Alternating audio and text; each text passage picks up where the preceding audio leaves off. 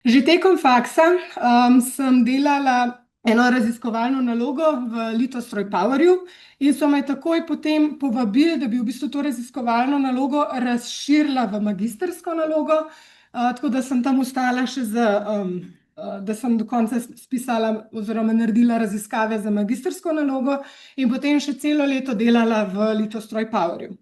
Potem sem se malo naveličala in sem si zaželela nekaj bolj dinamičnega in sem šla takoj v Helo, takrat je bila še Hela Saturnus, zdaj je Forvia. No, to je bila moja prva avtomobilska industrija, kjer sem delala mogoče veste, na Volkswagen ima zdaj take značke vspredi.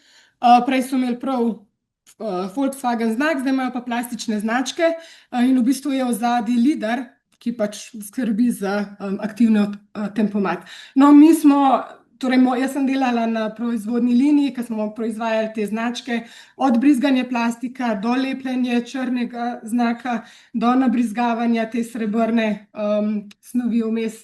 Tako da je šla cela pot od brizganja pa na koncu do sestavljanja tega radoma, smo mi rekli.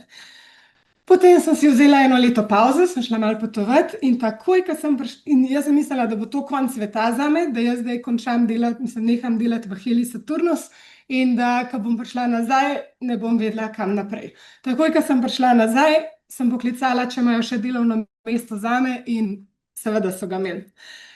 Po kakšnem letu tam sem se pa odločila, da me bolj kot proizvodno strojništvo zanima v bistvu projektno vodenje in sem šla iz tega proizvodnega strojništva, ker sem bila res več ali manj skozi v proizvodnji in na liniji, sem se zaposlila v Male Electric Drive Slovenija in postala projektna vodja tam. Torej sem šla iz enega strojniške panoge v nekaj bolj mehke veščine.